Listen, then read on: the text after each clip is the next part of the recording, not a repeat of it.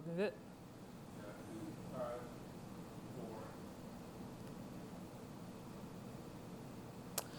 Happy Sabbath. Good afternoon, everybody from the basement. That's right. We're here in the basement. You're probably wondering why the basement. I will let you know shortly what all of this means. However, I want to first give a shout out to my pastor, Pastor Joyce Hall. Thank you for allowing me this platform to be able to drop a few seeds and hopefully encourage as we move forward throughout this day and just everything overall that's going on. So the first thing is the basement serves many different meanings for many different people. And so I first have to give you a little background on myself. So many people know me as a mom, as a wife, but a lot of people don't know that I am a licensed professional counselor as well as a certified alcohol and drug counselor. And so I have the opportunity to service those who struggle with addiction and substance concerns, as well as those who have mental disorders or the combination of both. And so with that being said, I titled this message From the Basement to the Garden. So along my education journey, I tend to study and spend a lot of time on speaking about the mind. So the mind is constantly talked about. I'm constantly using those reference points about the mind. And so I said, hey, let me think about how I can use this not only in a physical way to explain how our mind works, but also the spiritual way the mind works. And so for those who may have gone to college and hopefully you didn't sleep through that one required psychology class, we had a theory that is well known called psychoanalytical theory. Yeah, it's a long word. So psychoanalytical theory has to do with the mind. One well-known theorist that many know about is Freud, Sigmund Freud. But Sigmund Freud, he basically stated that our minds, we have three parts of the mind. And so the three parts of the mind are the conscious, the subconscious, and the unconscious part of the mind. So I am going to explain all three, as I said, in the physical state, how we use it, as well as how can it be applied spiritually. All right, so as you know, I'm in the basement. And so we're going to use my house as how our mind works. So there's three levels in this house. We have the upper level, we have the main level, and we have the basement, which represents the conscious, the subconscious, and the unconscious part of the mind. So we'll start with the conscious part of the mind. So the conscious part of the mind, we actually use it 10% of the time as a reference point in the things that we do. And in the conscious part of the mind, that's the part of the mind where an event happens, it triggers an emotion, and depending on how important the event is, then we consciously store it in the subconscious or the unconscious part of the mind. So how is that correlated with the house? Our upper level of the house, which we'll refer to as the conscious level of the house, that's where we do basic things. Just sleep, get dressed, of course, get dressed, get showered, and all those things like that. So consciously, if I brought a bag into the house and it had items and I took it upstairs to the top level of the home, such as I'll use lotion, body wash, and I'll say a candle. That's for Christmas, right?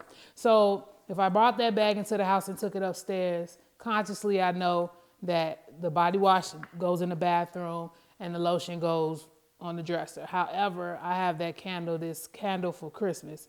So I know automatically that needs to go either downstairs on the main level if I have storage or in the basement. So that's how the conscious part of our mind works. And so we're going to go to the subconscious part of our mind.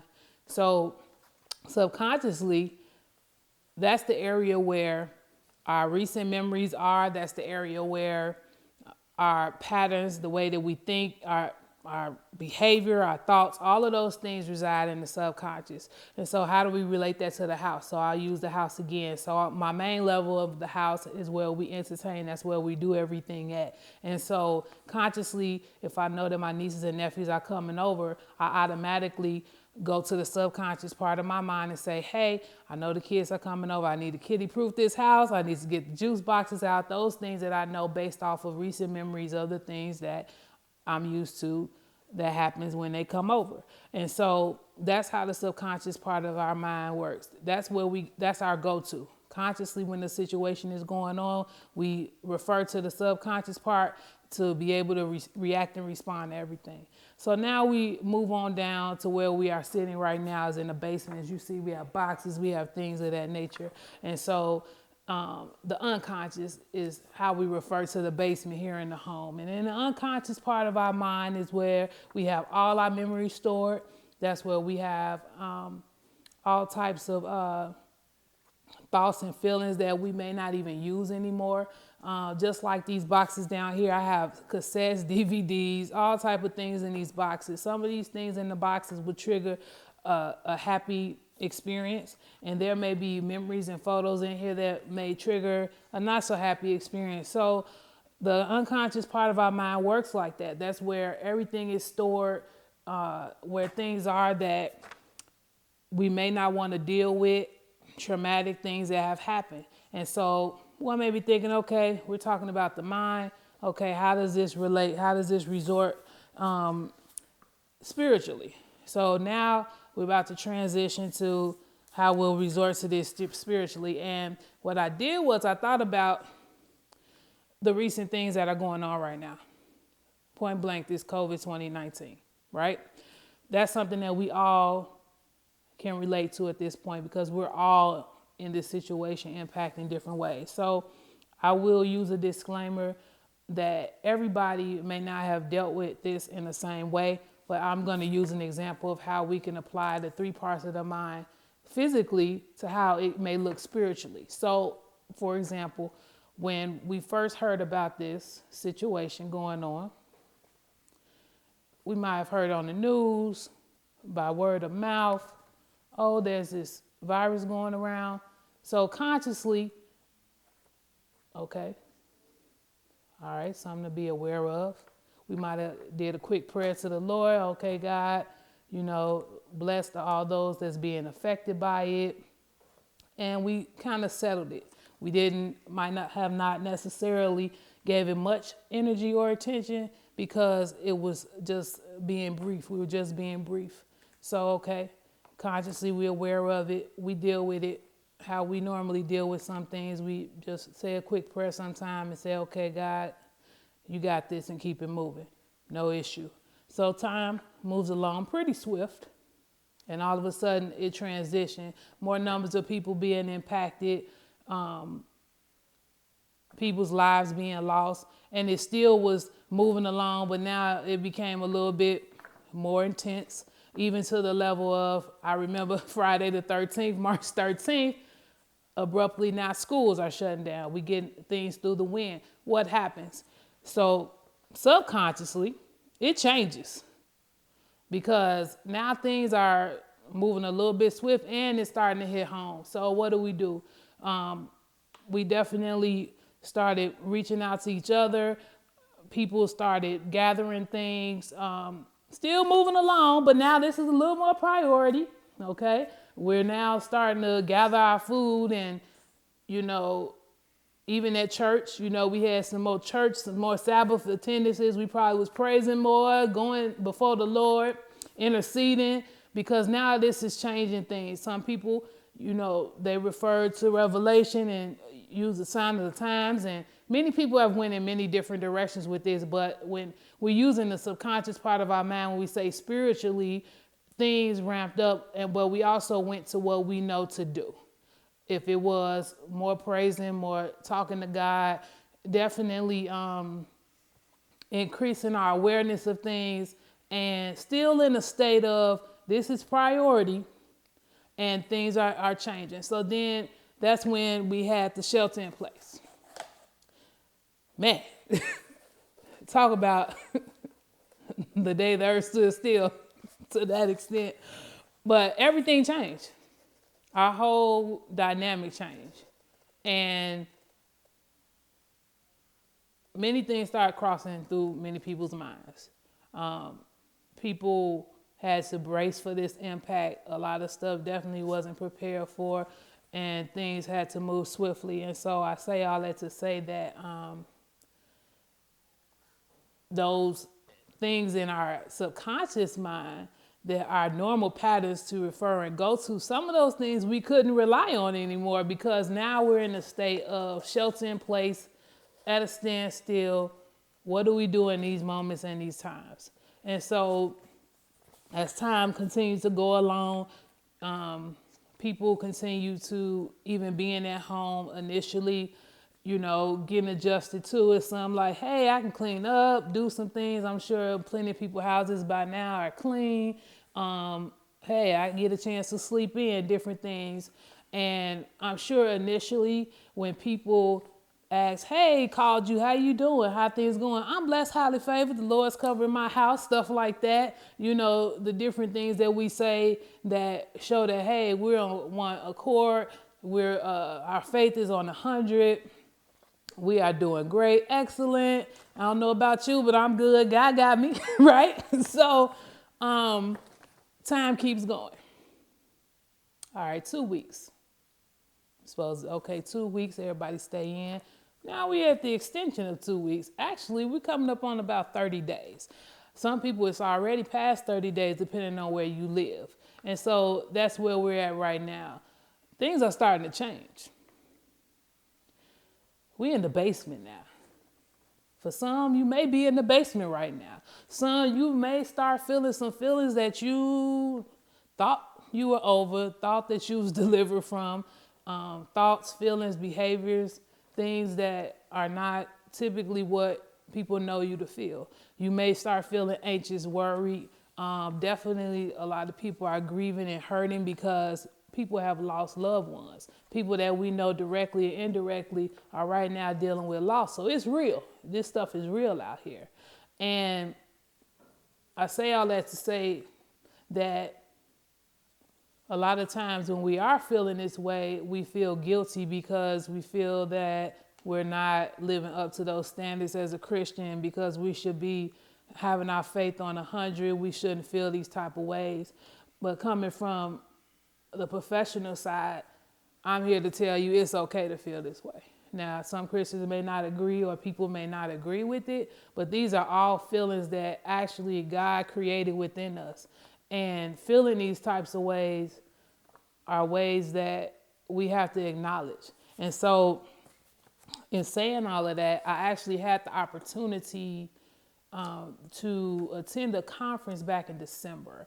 And I was able to hear from a well-known doctor. Her name is Dr. Caroline Leaf. And so Dr. Caroline Leaf, she's a cognitive neuroscientist as well as a communication pathologist. So her work is specific to how do we deal with things in the mind. And so when you get in a place where you're worried and you're anxious and you're hurt and you're angry, that's when it's time to go to the garden.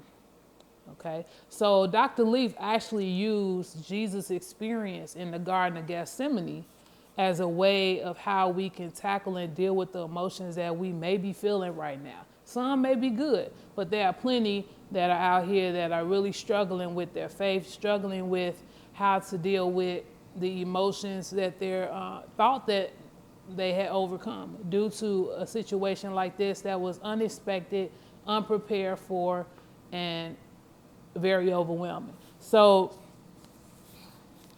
we're going to go to the scriptures. So I have my Bible right here, but I also had it printed out. So we're going to go to the scripture, Matthew 26, 36 through 46. And so I like the Message version of this because it hits home. It's real. It's straight to the point. And so I will be paraphrasing while reading as well. And this is Jesus and his experience in the Garden of Gethsemane. So it says that Jesus went with them to a garden called Gethsemane. And so them, he's referring to the 12 disciples. So the 12 disciples was his squad, right? His team, those who follow him.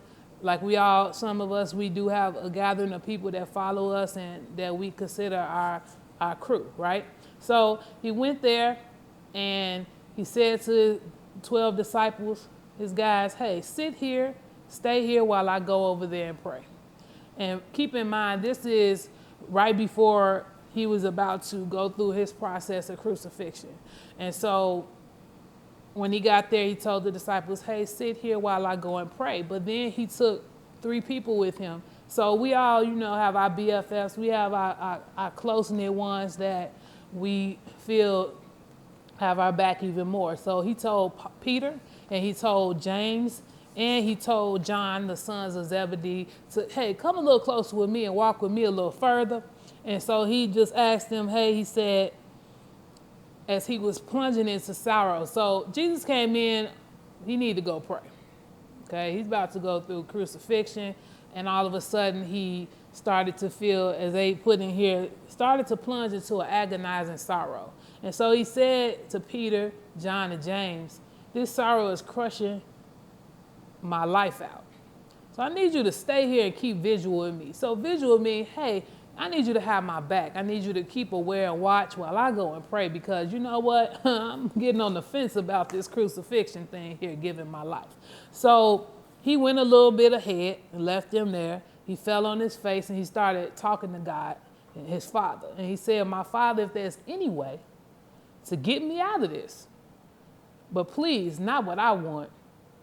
What do you want? And so he was in that place where he was undecisive.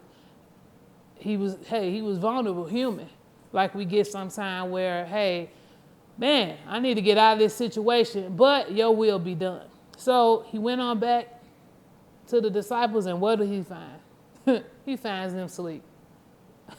How do you think that feels? You in your most vulnerable moment, and the people that you feel are the closest and tightest to you, you ask them to keep watching, you have your back, and you come back in that sleep. So he said to Peter, can't you stick it out with me a single hour? Stay alert, be in prayer, so you won't wander into temptation without even knowing you're in danger. There's a part of you that is eager, ready for anything in God, but there's another part that is lazy as an old dog sleeping by the fire. So he basically told Peter, come on, I need you to have my back so that you don't even get caught up. So he left. Second time, he went to go pray again to God. His Father said, my Father, if there is no other way than this, drinking this cup to the dregs, I'm ready, do it your way. So at that point, he was like, hey, if this is the only way for us to do this, I got to give my life, then so be it. So when he came back again, he found Peter and them asleep again. That's got to be frustrating. You go right back, your people still unaware, not visual, not helping you out. And so they simply couldn't keep their eyes open. This time, he let them sleep on, and he went back a third time and prayed, going over the same ground the last time. So he went back to assure himself and definitely assuring God, hey, your will be done with it. And so when he came back, he said to them, are you going to sleep on and make a night of it? My time is up. The Son of Man is about to be handed over to sinners. Get up, let's get going. My betrayal is here. So that's the story of Jesus in the garden. And so with Jesus being in the garden, the analogy that Dr. Leaf gave was this. In tackling our issues that we have, sometimes we have to go to the garden. And so what she stated is that, first of all, we have to be honest with how we're feeling. So using what's going on now as an encouragement to everyone, be honest and real with how you're feeling right now. It's okay if you're feeling overwhelmed and your feelings may be more negative than positive right now, but sit in it and actually embrace what you're feeling right now. Because the only way that you can move forward is if you are actually being honest with how you're feeling. And so the next thing she talked about was to go and sit in the garden. So what is the garden? Some people may have a literal garden they can go sit in, which is cool. But the garden represents a place where you're quiet and you're still. You have a moment to just sit and be. And with all this going on right now, I'm sure we've had plenty of hours to sit and be, those who didn't have to go out. So finding a place of quietness, a place of peace, creating your own garden and going in there and being still. And when you're sitting in there and you're acknowledging what you're feeling right now, then rejoice in the awareness, because some people unfortunately are unaware of what they're really feeling, either because they don't want to face it or they just don't know how they feel and they're mixed up. And so the second step in that, so the first step was acknowledging what you're feeling. The second step is now going to the garden. And the garden is a place of peace, a place of quietness, a place for you to be able to sit and be.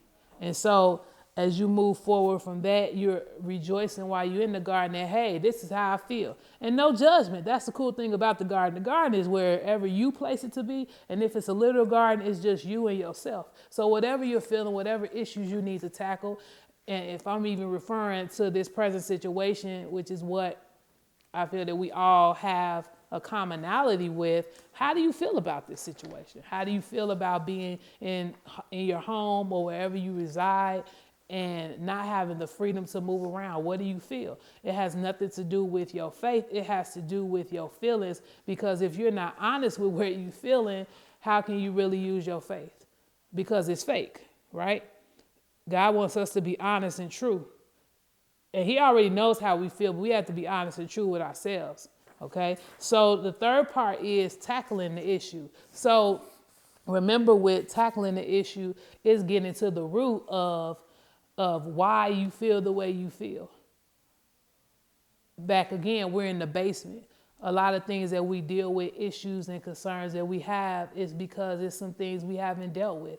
And when a situation occurs, it will bring up old feelings because we haven't tackled them. So just like using this particular issue, which I call it an issue because situations are temporary. They don't last forever. So tackling why you feel the way you feel. What is causing you to feel the way you feel?